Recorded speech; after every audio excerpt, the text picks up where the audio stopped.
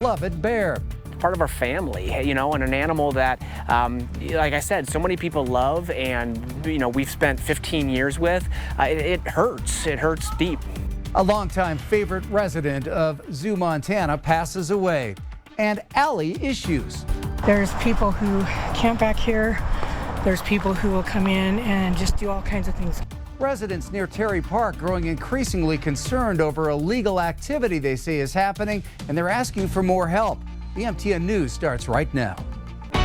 From Montana's news leader, this is the MTN 530 News. Well, good evening, everyone, and thanks for joining us tonight. I'm Russ Riesinger. Some sad news out of Zoo, Montana. Bruno, the beloved grizzly, had to be euthanized yesterday. This is some video I shot of Bruno just this week, Monday, outside in the sunshine on a beautiful fall day. It's a decision the zoo says was necessary, but still not easy. That bear, estimated to be 23 years old, had a rough life before finally finding a home at Zoo, Montana. Our Kelsey Boggs met with zoogoers to hear how they're processing the passing of a bear that so many loved. Typically, zoogoers can be seen walking around with a smile from ear to ear. But on Friday, many had a somber look after learning of the passing of the zoo's beloved bear, Bruno. He was cute and playful. Do you have a favorite, Ozzy or Bruno? I like Bruno. In his estimated 23 years on Earth, Bruno the grizzly bear touched the lives of many. Bruno was right there. He was just rolling around in the water. It was funny. He first came to Zoo, Montana 15 years ago after being rescued from a home in Tennessee where he was illegally kept outside in a small dog kennel. Literally in an 8x8 dog kennel. I mean, just an awful situation for this animal. But lately, Bruno hadn't been feeling well. Zoo, Montana had been monitoring Bruno's health that had been in decline for some time. But on Thursday, it had to make the difficult decision to euthanize him, stating his health struggles that it linked to the lack of care he received in Tennessee were too severe to manage. When an animal like that is in the care of somebody that doesn't know what they're doing, you end up really kind of creating a really bad future for that animal. His nutrition was terrible, which led to these health issues, and primarily what he really suffered from was arthritis. Jeff Ewalt, the zoo's executive director, said it's a day the zoo knew was coming, but could never truly be prepared for. I'm going to try not to get emotional, but hearing their story is just, it's amazing for a lot of us. To help staff process the loss, the zoo brought in a grief counselor, as many caregivers created a bond with the bear and might need a little help navigating their sadness. Those caregivers are keeping a close eye on Bruno's roommate, Ozzy, and will shower him with extra time and enrichment as he adjusts to the loss of his pal. We knew Ozzy would be a little brother to Bruno and vice versa. The day we put them together was something we'll never forget.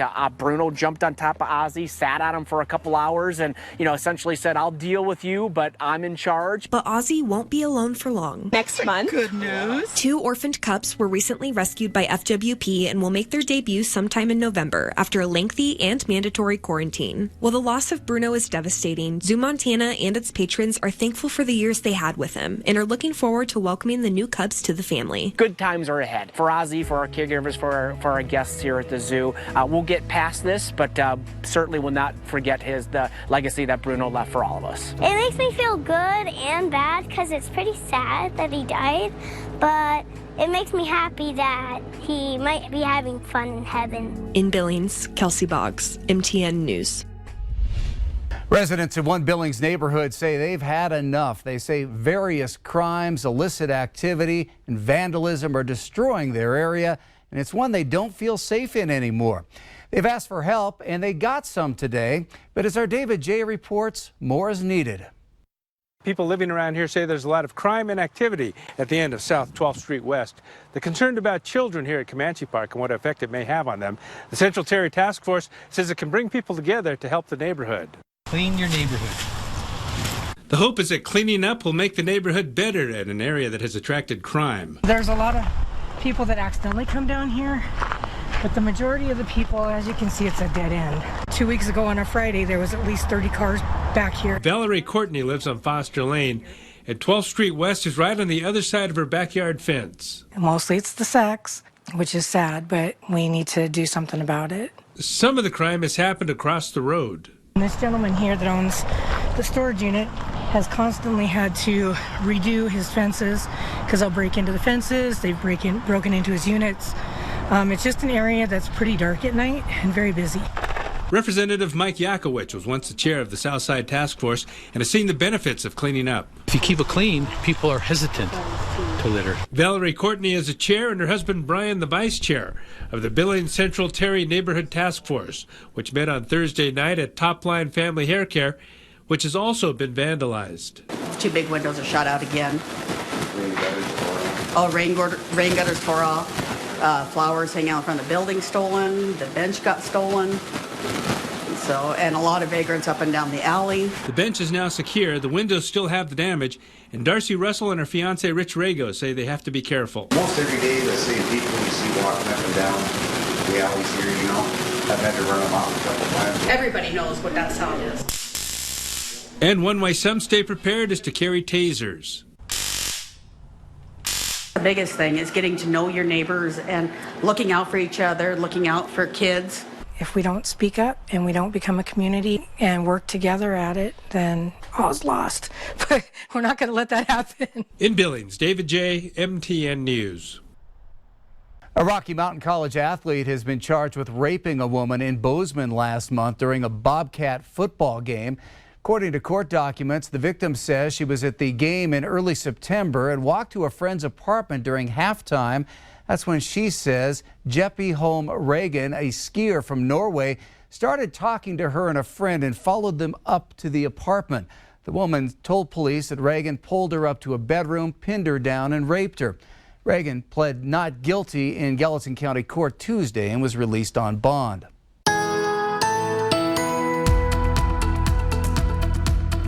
Hey, good Friday afternoon and early evening, everyone. I'm going to step out of the camera shot. If you're not looking at the screen right now, take a look at how pretty all the fall colors are right now around the Billings area. Bob Ross would be really proud of these happy little fall trees as well. Such a gorgeous day, and the temperatures, just like yesterday, were way above average. It may look like fall, but it did not feel like fall today. Just like yesterday, a high of 81 degrees, 1 degree away from tying a record. As you can see, that goes all the way back to 1947, and we started off mild at 54. Now, coincidentally, on the 31st of August, our average high is 81 and the average low is 53, so it was more like August 31st than the 20th of October. We're starting to cool down a little bit right now, but it's still way above average. Currently 79 degrees under a mostly clear sky. The wind only 10 miles an hour to the west. Hope you enjoyed this. Big changes are coming. I'll have your forecast in a few minutes. The House has decided to go home for the weekend and start all over again Monday in its bid to elect a new Speaker of the House. That move comes after Congressman Jim Jordan struck out for the third time on getting the votes he needed. Jordan then dropped out of the race to become Speaker of the House after his Republican colleagues voted to withdraw their support in a secret ballot. So it's back to square one. Potential Speaker candidates have until Sunday night to submit their names for consideration. The House Republican Conference will meet again Monday evening to begin discussions on who they want to support. The House of Representatives has now been without a Speaker of the House for more than 16 days. Senator Jon Tester was in Billings today speaking to hunters and outdoor industry leaders about his bipartisan law that restores school districts' ability to use federal funds to pay for hunter safety courses. Tester helped lead the charge after the Biden administration's initial decision to strip funding from those classes. Q2's Phil Van Pelt has more. With the general rifle season set to kick off tomorrow, today was cause for celebration for hunters like Evan Truella, who say that hunter safety taught in school is basically a rite of passage for many in the Treasure State. Yeah, hunting has been a part of Montana's culture ever since this state was founded. Even before, there's hunters all around. Evan Truella is a born and raised Montanan that lives and breathes hunting. He learned the ins and outs in school hunter safety class when he was 12. Kids like me have been going hunting their whole lives with their family, and they haven't got to hunt, but once you go to Hunter's End, you do it, you get your first chance to go hunt for your first time. It's a rite of passage he's glad other kids will get to go through. President Biden recently reversed course on a decision to cut federal funding for school hunter safety. Montana Senator Jon Tester was instrumental in the change. If we're going to preserve not only the Second Amendment, but hunting and the ability to have people know what a gun is and how to use it safely and not hurt people or themselves with it, this hunter education stuff is critically important. Truella and Tester are just a few outdoor advocates passionate about the program. We don't just hunt as a pastime. We hunt because it's our passion. It's who we are as a people. It's in our culture. It's ingrained into us. We do it for all kinds of reasons. It's not just sport. It's for food.